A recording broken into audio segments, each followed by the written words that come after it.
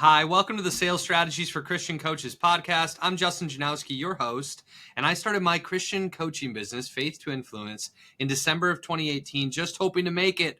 I remember tossing and turning at night, wondering whether or not I was good enough and whether or not I could do this. I had a lot of self-doubt. I also was feeling really overwhelmed in the marketplace with all the different strategies that there were. Fortunately, I was able to create a really simple plan of action and execute at a high level. And God provided over $250,000 in revenue in my first year in business. And I've been running this podcast and running this business, helping other Christian coaches build their dream businesses ever since. I love helping entrepreneurs learn how to sell in a high integrity and loving way, build the right business plans, and get their mind right so that they can actually grow the business that provides income and impact at the level that they'd like to achieve. That's what this is all about. And today I want to talk to you about how to do sales as a Christian. This is an important topic because I think that there are a lot of Christians who get into coaching or get into entrepreneurship because they've got a vision for service and a big heart for helping people. And then they realize, oh no, I have to do sales. And when we realize, oh no, I have to do sales to have a successful business, oftentimes the reaction to that is pretty negative because we imagine that sales has to be done either the way that we've always seen other people do it, the way it's portrayed in movies and books and TV shows, that like salespeople are sleazy and underhanded and dishonest and unfair and greedy, and they put their own needs above their prospects. I think that many of us think when we get into sales that it has to be like that or that we're not going to be successful. And so what ends up happening, of course, is people don't want to be the sleazy, pushy, dishonest salesperson. So they go all the way to the other end of the spectrum and they avoid sales altogether, or they try to pretend like the conversations that they're having are not sales conversations, or they end up self-sabotaging or getting awkward or weird. And there's all kinds of strange things that happen because of this fear of what it would be like to show up in sales. And this causes a lot of people to be stuck at the starting line. And this causes a lot of friction, a lot of frustration, I'm sure. Some of you who are listening to this podcast right now can relate. You're probably head nodding along with me like, yeah, if I didn't have to do sales, I'd have all kinds of success in my coaching business. But I want you to know that sales can be done in a loving, honest, Christian way. Sales can be done right in such a way that it feels wonderful for you and it feels wonderful for the other person. And there's an exchange of value whether the other person buys or not. Sales in your hands as a high integrity, loving Christian coach can be totally different than what people have experienced in other sales interactions, both for you and for them.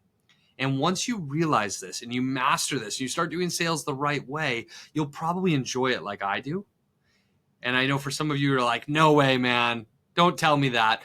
I really believe that you can and you will enjoy it when you're doing it the right way. And after you've had enough repetitions doing it the right way, I believe sales can be fun, loving, generous. It can feel good whether the other person buys or not for both of you.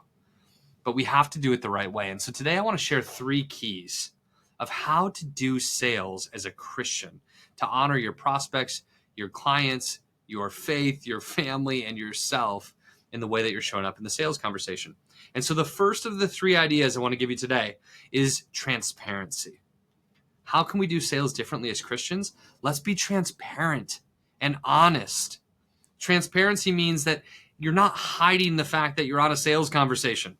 One of the ways I do this is through having a pre-frame at the very beginning of the sales call and saying, hey, thanks so much for taking the time to connect with me today. I want to make the best use of your time and mine. So I'd just like to lay out a simple structure for this call. Would that be okay? Yes. Then I lay out the structure of what the call is about and why we're here and what we're doing and how we're going to get there.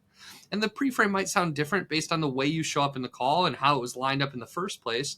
But in a clear sales call, I'm often like, hey, my outcome is designed to figure out if it's a fit for us to work together. And the way I'd like to get that outcome is by asking some questions about where you're at in your business right now, what your goals are for the future, and what some of the challenges are that you're facing right now. From there, I can give you some coaching perspective based on what I hear. And if it seems like a good fit, I'll explain more specifically how I work with my clients so that you and I can decide either to work together or not work together. And either way is fine. Does that sound okay? This pre-frame sounds okay. This pre-frame sounds transparent. When they say yes to that pre-frame. Now I've got consent to sell. They know exactly what the call is about. I've even previewed that we're going to make a decision, but I've also laid out that I'm going to ask questions. I'm going to coach them, and I'm going to share the details of the offer and how I work with my clients later, and that it's okay for them to say yes or not. There's a lot of goodness in this. By the way, as you're listening to this, if you want more help with sales, we've got like a general script for the pre-frame I'd love to give to you for free. You can get that at goodsalespdf.com. So if you're like, oh, wow, I want to design my pre-frame so I can be transparent and honest at the opening of a sales call, go to www.goodsalespdf.com, download our free 10-step sales process. That's going to walk you right through how to do a pre-frame. So that's a very clear pre-frame for an obvious sales call. That transparency where they know they're on a call, they know we're going to make a decision, they know I'm going to ask some questions, they know I'm going to give some coaching, they know it's going to be okay for them to say yes or no. But this is the process we're in. Does that sound good to them? And for them to say yes now creates a situation where there's not a surprise later, where they're not caught off guard by an offer or an invitation. In fact, they know that it's coming. I have the same kind of pre-frame, by the way, when I'm running an event. So at the beginning of a workshop, or the beginning of a webinar, or the beginning of a challenge, or even when I was running my conference, I generally begin with an opening heart story and share a little bit. And then I pre-frame, after I've captured their attention through the story, I pre-frame what's going to come next. So in a webinar, I'm like, hey, what we're going to do next is I'm going to share the 3 biggest problems that Christian coaches are facing that are sabotaging their sales. After that, I'm going to tell you more about Sales School, which is one of our offers, the ways that we work with our clients, where if you love what you're receiving today and you want more support in implementation, then we can invite you to that through Sales School. So I'll give you that invitation today. And for some of you, it's going to be just what you need. And for others of you, it's not going to be for you today, and that's totally fine too. And then I'm going to wrap up with one final big idea at the end. Does that sound good to everybody? Yes? Awesome. There's my pre-frame for a webinar. It's something like that. When I ran my Christian Coaches Academy live conference for 75 Christian coaches a couple weeks ago, I pre-framed that conference. I said, today we're going to be doing this, this, and this. We've got these speakers lined up. Tomorrow we're going to start again at this time, and we're going to go till this time. We're going to have these kinds of speakers lined up. And then after that, I'm going to share details about our Faithful Business Accelerator, our newest offer. I'm so excited about this invitation to work with you for 12 months. And for some of you, it's going to be just what you need to have us walk alongside you, provide additional training, support, accountability all year long, along with the voices of multiple experts and friends of mine who I know can help you as a public speaker, who can help you with your branding and your marketing. You're going to get sales support from me, a private coaching day. And for some of you, it's going to be just what the doctor ordered. For others of you, you'll just get what you need this week, and that's great. On day 3, we'll wrap up with this speaker and this speaker and this topic, and we'll have our closing ceremonies at the end of the day, and we'll be done at 5 o'clock. We'll take some pictures on stage, we'll celebrate together, and we'll head home. That's what we've got coming for the next 3 days. Does that sound good to everybody? Yes? Awesome. So I tell people at my conference within the first couple of hours that there's going to be an offer on the second day. I don't want them to be surprised. I don't want them to say, oh gosh, I knew he invited me here to sell me something else, or to feel like there was some kind of bait and switch, or that I wasn't totally honest or upfront. So if I tell people on the forefront of a webinar, a sales call, a live event, that here's what we're going to do today. I'm going to provide this value to you. Then I'm going to extend this invitation to you. And for some of you, it's going to be just what you need. And then we're going to wrap up with this final thing. Does that sound good to everybody? And I get consent. Now sales is transparent. Now it feels easy. Now it feels honest. Now it feels good. This is a complete and total game changer for you and the other person. And it removes so much of the awkwardness that happens when people are avoiding being honest about the fact that there's a sales conversation happening. Some people try to just like make friends for 45 minutes and then all of a sudden try to insert an awkward offer at the end. And people are like, wait, what? Because they didn't know it was coming, and it's not in rapport with the way the rest of the call has been run. So it's unusual, it's strange, it's uncomfortable. But if we are transparent and upfront from the beginning, and we tell people what to expect, and we ask for their consent, then it becomes trusted, easy, and positive. And in fact, this can actually build some anticipation. So whether you're on a sales call or in a webinar or at a conference, people can begin to anticipate with excitement the offer that you've told them is coming later. Okay, that's number one. Transparency. This is how we can do sales as a Christian. Let's be transparent and honest. Number two is leadership. The second thing that we can do to honor everyone involved as a Christian salesperson is to show up on a sales call and lead. A sales call, when done right, should feel like a coaching call with an invitation at the end of it. A sales call, when done right, should feel like leadership with an invitation at the end of it. A sales call, when done right, actually has you as the salesperson, as the coach, as the entrepreneur, asking a lot of questions, really valuable, deep, meaningful, curious questions of your prospects. And you're getting to know them and where they're at right now. You're getting to understand where they're going and what their goals are and what they want. And you're holding like tremendous presence for them while getting curious. And then you're asking about the biggest challenges they're facing. You're asking some of the hard questions, like what's standing in their way of them achieving the goal that they have? And what's going to happen if they don't solve that problem? What could happen if they did solve that problem? What would life and business be like then? And you're asking all of these questions. And ultimately what you're doing is providing tremendous leadership. You're helping people get great clarity through the course of this coaching-based sales conversation. And at the end of that clarity is the opportunity, of course, for people to say, wow, now I know where I'm going. I've received great leadership and coaching on this call, and I'm feeling more invigorated and clear and excited than I felt in a long time. Why am I feeling this way? It's because I'm in the presence of a leader. And so it's natural that at the end of a call like that, if they can get help from you to achieve their goal, and it's a fit for both sides, they're going to want to say yes and take the next step with you. So make sure that when you're showing up in sales as a Christian, as a leader, as somebody of high integrity, that you are showing up to lead, not to persuade, not that you're not trying to persuade, but to lead. Of course, not to trick or deceive or anything like that, but to lead. You don't even need to show up to sell. I don't want you to show up and do show and tell. Now listen, I want you to make a sale, and I want you to be transparent that you're making sales and that you're in it for sales and that you're showing up to a sales call. I want us to stop feeling like sales is a dirty word because it's something good. But I want us to remove the show and tell kind of sales that most people engage in the marketplace, and instead show up in such a way where you're providing leadership, coaching, presence, asking great questions, helping people identify the problems they need to solve and commit to solving them. And then you're making an invitation to your offer after you've provided tremendous leadership. That's going to feel good for you and for them. And the great side of benefit of this is if they don't buy, they're still going to get off that call thinking, wow, that was amazing. That was just what I needed. And they're going to be singing your praises because of the leadership you provided on the call.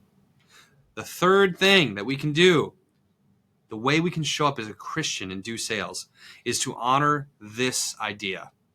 Win-win or no deal. Win-win or no deal. Here's the truth.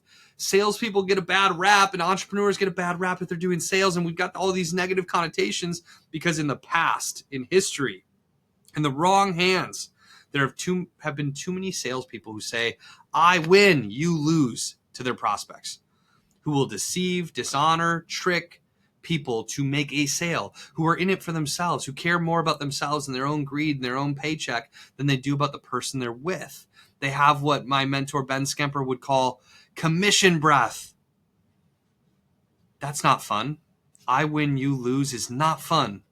And I know that most of you listening to this would never create that scenario on a sales call. But here's the scenario that some Christian coaches and Christian entrepreneurs create instead. They go too far to the other side and they create a I lose, you win scenario with their prospects.